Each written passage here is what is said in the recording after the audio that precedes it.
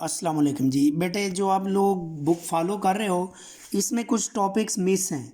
ये जो अभी हमने 2 चैप्टर पढ़े हैं इनके मिसिंग टॉपिक अब कर लेते हैं, फिर आगे तीसरा चैप्टर शुरू करेंगे जी। ये जो वेलोसिटी, एक्सेलरेशन और डिस्प्लेसमेंट हैं ये आपने करने हैं वेलोसिटी में।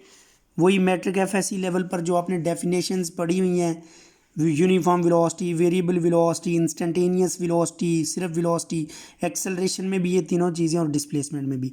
तो इनको आप लोग करेंगे एफएससी की बुक से। ये फर्स्ट ईयर की बुक, टेक्स्ट बुक मैंने फर्स्ट ईयर की खोली है। इसमें चैप्टर 3 के स्टार्ट में डिस्प्लेसमेंट की डेफिनेशन दी हुई है। ये displacement is thus the change in position of a body from initial to final position. और ये इसका फार्मूला लिखा हुआ है d is equal to R2 minus R1। इससे रिलेटेड ये डायग्राम बनाई हुई है। यानी अगर ये पॉइंट A है, ये B है, A का ये पोजीशन वेक्टर R1 है और B का ये दूसरा पोजीशन वेक्टर R2। तो ये जो दोनों पोजीशंस हैं ना, R1 R2 पोजीशंस हैं, इनका जो डिफरेंस होगा वो डिस्प्लेसमेंट होगा और वो ये वाली लाइन शो करेगी। ठीक है, R2 माइनस R1 करेंगे तो ये डिस्प्लेसमेंट आ जाएगा। या फिर आप इसकी डेफिनेशन वो मैट्रिक लेवल पर भी कर सकते हैं कि shortest distance between 2 points directed from initial to final position. तो इसकी डेफिनेशन के साथ नीचे ये मैग्नीट्यूड वाली लाइन करेंगे। स्ट्रेट लाइन में अगर कोई बॉडी चले तो उसका डिस्टेंस डिस्प्लेसमेंट इक्वल होते हैं। ठीक है, यहाँ तक बार ये इसकी डिटेल लिखी हुई है, आपने डेफिनेशन और ये थोड़ी सी डिटेल कर लेनी है। फिर उसके बाद वेलोसिटी का टॉपिक है, ये भी बुक में दिया हुआ है। Time rate of change of displacement is known as velocity. Definition है। डायरेक्शन के बारे में अब बताया हुआ है कि जो डिस्प्लेसमेंट की डायरेक्शन होगी वही इसकी होगी। फिर उसका फार्मूला आगे डिस्कस किया हुआ है। अगले पेज पर ये इसका फार्मूला लिखा हुआ है, average velocity is equal to d. जो वेलोसिटी की डेफिनेशन होती है बेसिकली वो एवरेज वेलोसिटी की होती है। ये उसका फार्मूला करेंगे आगे। फिर एग्ज़ाम्पल ये दी हुई है। ठीक है, एग्ज़ाम्पल है एवरेज वेलोसिटी की, यहाँ तक। ये बीच में चलो करने की आपको ज़रूरत नहीं है। फिर उसके बाद ये नीचे जो दिया हुआ है इसको भी करने की ज़रूरत नहीं है। फिर नेक्स्ट नीचे आ जाएंगे तो ये इंस्टेंटेनियस वेलोसिटी की डेफिनेशन है कि जब टाइम एक इंस्टेंट हो जाए उस वक्त जो वेलोसिटी होगी उसको इंस्टेंटेनियस वेलोसिटी बोलेंगे। और इसको लिखने का तरीका ये होता है VINS is equal to delta d और डेल्टा टी तो होता है वेलोसिटी। ठीक है, इसके साथ लिखना था टाइम जब एक लम्हा हो जाए। टाइम एक लम्हे को इस तरह लिखते हैं delta t approaches to zero. इसका मतलब ये नहीं होगा टाइम ज़ीरो हो गया, इसका मतलब है कि टाइम जब very very close to zero हो जाए, जिसको 1 इंस्टेंट कहते हैं, तो उस वक्त वेलोसिटी इंस्टेंटेनियस बन जाएगी। तो इसको मैथमेटिकली आप इस तरह डिफाइन भी कर सकते हैं कि instantaneous velocity is the limiting value of delta d over delta t as delta t approaches to zero.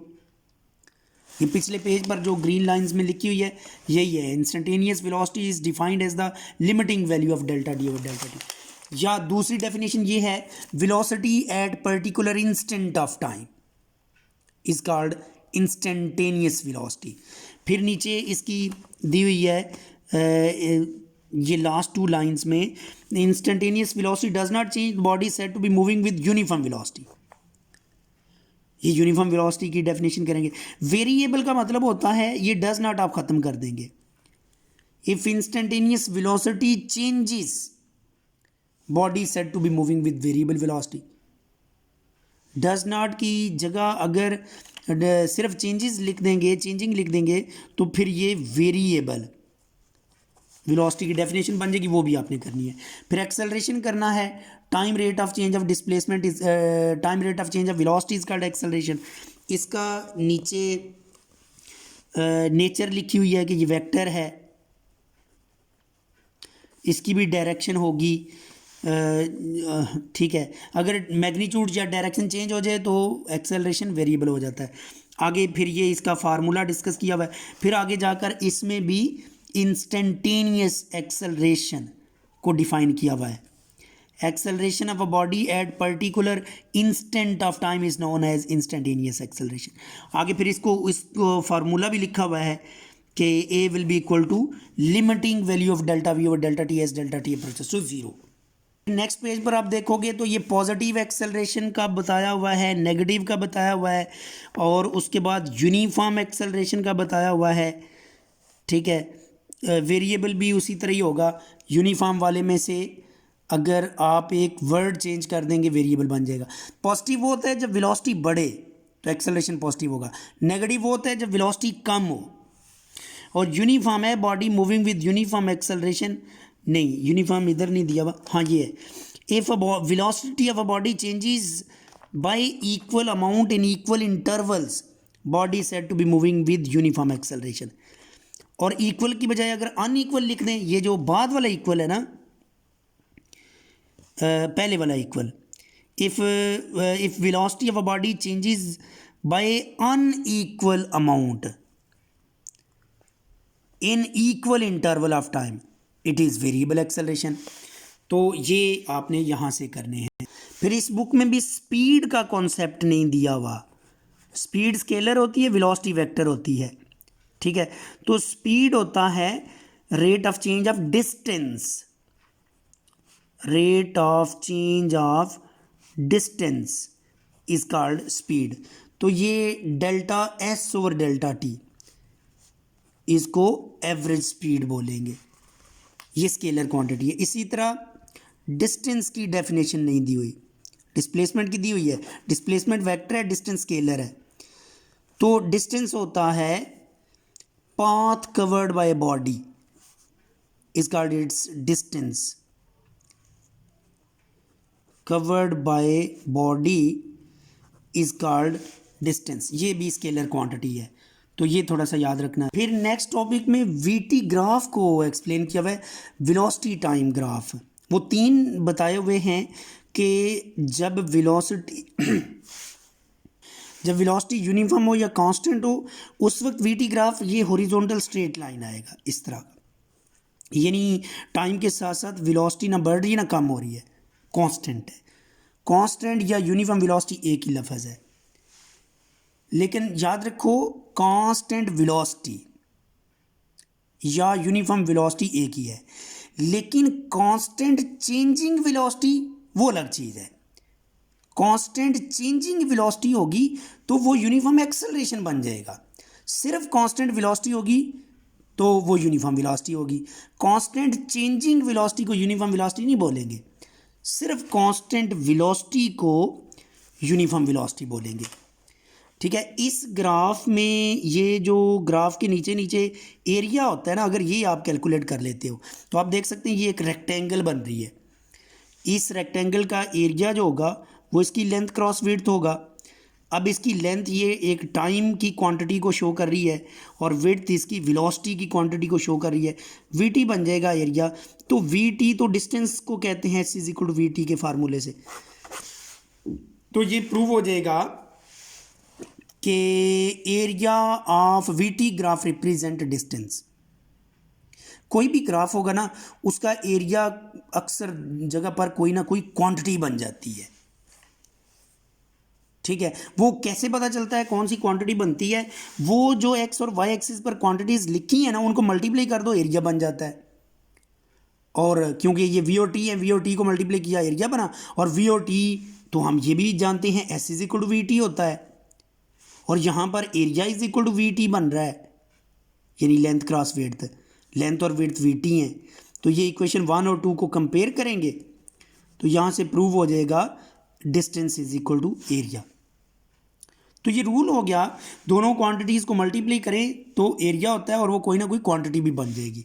For example एक और इससे हटकर एग्जांपल देता हूँ, अगर एक तरफ फोर्स एक तरफ डिस्प्लेसमेंट लिखा होता और ये ग्राफ बना होता तो अब इसका जो एरिया था ना वो डिस्टेंस नहीं बनना, इसका एरिया इन दोनों की मल्टीप्लिकेशन एफ और डी की मल्टीप्लिकेशन बनना था। तो यहाँ पर एरिया बन जाना था एफ डी, क्योंकि एफ डी वर्क होता है तो यहाँ पर एरिया बन जाना था वर्क। लेकिन ये इस टॉपिक का हिस्सा नहीं है, वैसे आपको एक जनरल रूल बता रहा हूँ कि जब भी आपने मल्टीप्लिकेशन कर देनी है ग्राफ के अंदर दोनों क्वांटिटीज़ को तो वो एरिया बन जाना है। उसके बाद होती है डिवीजन, इन दोनों की डिवीजन, वो कहलाती है स्लोप। ये जो एक्स और वाई एक्सिस पर क्वांटिटीज़ होती हैं ना इनकी डिवीजन को स्लोप कहते हैं, ठीक है। मल्टीप्लिकेशन को एरिया कहते हैं। तो अक्सर हम स्लोप और एरिया ये चीज़ें तलाश किया करते हैं ग्राफ से, ठीक है।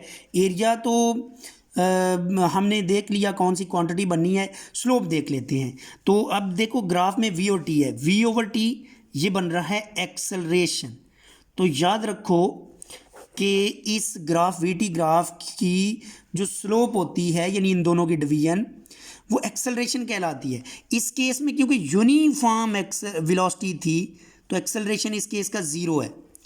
और वैसे भी अब देखो इस लाइन की स्लोप ज़ीरो है। स्लोप का मतलब होता है कि ये कितनी इंक्लाइंड है लाइन, ये तो बिल्कुल लेवल्ड है, इसकी स्लोप ज़ीरो होगी। दूसरा ग्राफ है, ये तो पहला ग्राफ था यूनिफॉर्म के लिए, दूसरा है यूनिफॉर्म एक्सेलरेशन के लिए। यूनिफॉर्म एक्सेलरेशन जब होगा तब जो वी टी ग्राफ है वो इस तरह का आ जाएगा, यानी अब टाइम के साथ साथ वेलोसिटी बढ़ रही है, इक्वल इंटरवल में इक्वल वेलोसिटी बढ़नी है। जिसको आप बुक में ये लिखा हुआ है कि ग्राफ की जो हाइट राइज हो रही है ना हर इंटरवल में वो एक जितनी हाइट, मसलन 1 सेकंड यहाँ पर, दूसरा तीसरा, पहले सेकंड में इतनी हाइट बढ़ी है, दूसरे सेकंड में ये वाली बढ़ी है, तीसरे सेकंड में ये वाली बढ़ी है, तो ये वाली और ये वाली एक जितनी बढ़ रही है हर सेकंड में। ये है equal rise in equal interval. इसकी स्लोप लेंगे तो ये ट्रायंगुलर शेप है, ठीक है। पहले मैं चलो इसकी स्लोप मालूम करता हूँ। तो स्लोप के लिए मैंने इन दोनों को डिवाइड करना है, या ये परपेंडिकुलर ओवर बेस करना है। परपेंडिकुलर क्योंकि वेलोसिटी को शो कर रही है, बेस टाइम को, तो ये v ओवर टी बन जाएगा, या जिसको परपेंडिकुलर ओवर बेस कहते हैं। तो ये अगेन एक्सेलरेशन ही बनेगा, v ओवर टी बन रहा है ना, स्लोप एक्सेलरेशन को रिप्रेजेंट कर रहा है वी टी ग्राफ। और दूसरा एरिया इसका लेंगे, ट्रायंगुलर शेप है, ट्रायंगल का एरिया होता है 1/2 इंटू बेस इंटू हाइट। अब इसकी जो बेस है वो टाइम है और जो हाइट है वो वेलोसिटी है, 1/2 वी टी, ये एरिया आ गया। और क्योंकि वेलोसिटी वेरिएबल है तो अब जो फार्मूला डिस्टेंस का होता है ना s is equal to v t, उसको लिखेंगे v average into time. Average velocity क्या होगी, इस जगह पर वेलोसिटी ज़ीरो है और इस जगह पर वेलोसिटी v है, तो एवरेज हो जाएगी 0 + v over 2 multiplied by time. तो ये वही बन जाएगा 1/2 वी टी एस। ये इक्वेशन 2, 1 और 2 इक्वेशंस को कंपेयर करेंगे, ये इक्वेशन नंबर 2 बन गई। 1 और 2 को कंपेयर करेंगे तो फिर ये भी प्रूव हो जाएगा यहाँ पर distance S is equal to area, ठीक है। तीसरा ग्राफ है इंक्रीजिंग एक्सेलरेशन। तो इंक्रीजिंग एक्सेलरेशन में वी टी ग्राफ जो होगा वो इस तरह का आ जाएगा, यानी एक्सेलरेशन बढ़ रहा है तो ये कर्व लाइन बन जाएगी, ठीक है। इसमें भी जो एरिया होगा वो डिस्टेंस को शो करेगा। कोई भी वी टी ग्राफ उसके लिए रूल है कि स्लोप ने एक्सेलरेशन को शो करना है, लेकिन क्योंकि यहाँ पर एक्सेलरेशन डिफरेंट है, इंक्रीजिंग एक्सेलरेशन है, तो स्लोप एक सिंगल पॉइंट की होगी।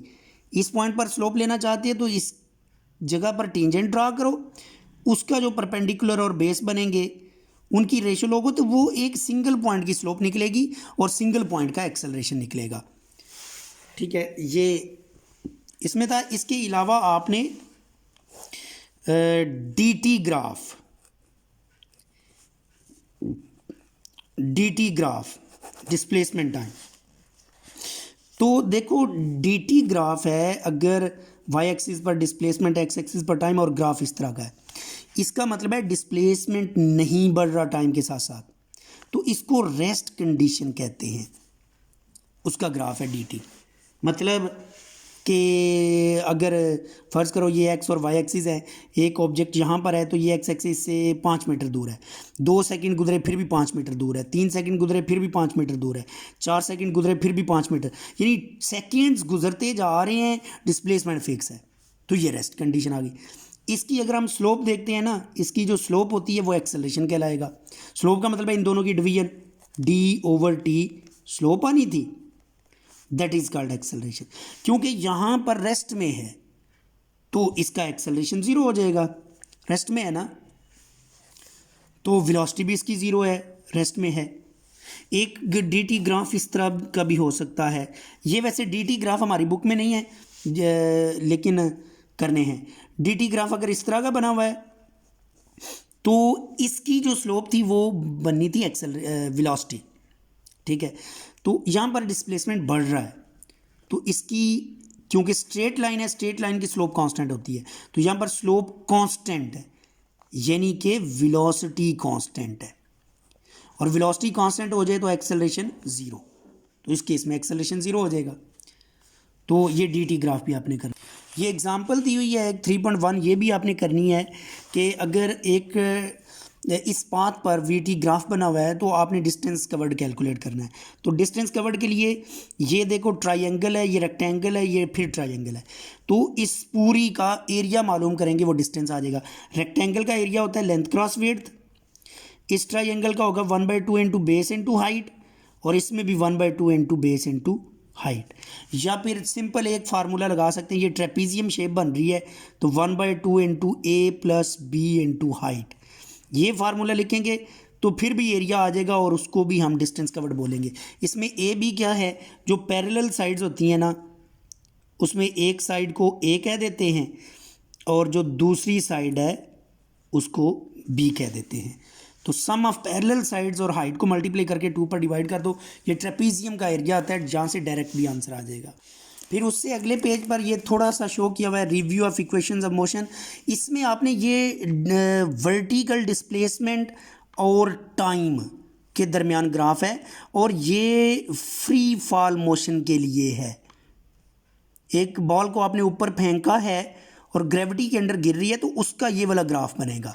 ये बॉल है ना, ये यहाँ से ऐसे ऊपर गई और ऐसे नीचे आ गई, तो इसका जो डी टी ग्राफ है ना, वाई एक्सिस पर अगर डी एक्स एक्सिस पर टी लिखोगे तो ऊपर जाते हुए डिस्प्लेसमेंट अर्थ से दूर हो रही है ना, डिस्प्लेसमेंट बढ़ता जा रहा है, टॉप पर जाके रुकी, डिस्प्लेसमेंट मैक्सिमम हो गया, फिर नीचे आ रही है तो डिस्प्लेसमेंट कम होना शुरू हो गया, फिर इधर ज़ीरो हो गया। अगर इसी का वी टी ग्राफ बनाएंगे तो वेलोसिटी टाइम ग्राफ इस केस में ऊपर जाते हुए वेलोसिटी और नीचे आते हुए वेलोसिटी, ऊपर जाते हुए वेलोसिटी कम हो रही है, तो ये ग्राफ जब हाथ से ये अलग हुआ ना बॉल, उस वक्त वेलोसिटी मैक्सिमम है, इधर कम इधर और कम, टॉप पर जाके रुक जाता है।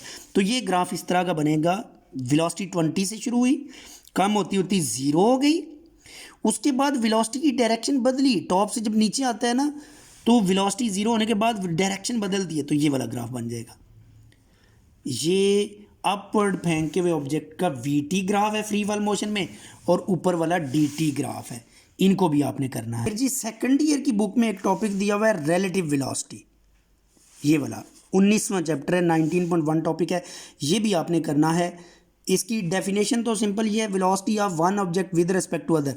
बाकी इसमें एग्जांपल दी हुई हैं, वो आपने ज़रूर करनी है रिलेटिव वेलोसिटी में। तो ये मैं थोड़ा सा बता दूं, रिलेटिव वेलोसिटी के बारे में जो एग्जांपल उधर बुक में दी हुई है, डेफिनेशन तो ये होगी ना, velocity of one object with respect to other object is called relative velocity. तो अगर देखो इसमें ना एक दो एग्जांपल्स मैं ये बताऊंगा, अगर एक ऑब्जेक्ट इधर जा रहा है 10 मीटर पर सेकेंड से, दूसरा ऑब्जेक्ट इधर जा रहा है 3 मीटर पर सेकेंड से, तो इनकी जो रिलेटिव वेलोसिटी होगी ना, दोनों सेम डायरेक्शन में जा रहे हैं, नेट वेलोसिटी रिलेटिव वेलोसिटी, वो आंसर आ जाएगा 10 - 3 = 7 मीटर पर सेकेंड। ठीक है, अगर एक ऑब्जेक्ट इधर जा रहा है 10 से और दूसरा इसके ऑपोजिट जा रहा है 3 मीटर पर सेकेंड से, तो अब इनकी रिलेटिव वेलोसिटी का आंसर आ जाएगा 10 + 3 = 13 मीटर पर सेकेंड। ऊपर वाले केस में 10 - 3 = 7 आया, नीचे वाले केस में 10 + 3 13 आएगा। यानी जब ऑपोजिट डायरेक्शन में दो ऑब्जेक्ट मूव करें तो उनकी वेलोसिटी ऐड होगी, वो रिलेटिव वेलोसिटी होगी, यानी एक दूसरे के लिहाज से जो इनकी तेज़ी होगी, जितनी तेज़ी से ये एक दूसरे को क्रॉस करेंगे, वो रिलेटिव वेलोसिटी है। तो 10 इसकी थी, 3 इसकी थी, दोनों मिलेंगी तो 13 मीटर पर सेकेंड। इसको लगेगा कि साथ वाले ऑब्जेक्ट की वेलोसिटी 13 है, और उसको भी लगेगा साथ वाले की 13 है, क्योंकि जितनी तेज़ी से इन्होंने क्रॉस करना है एक दूसरे को, वो रिलेटिव वेलोसिटी है।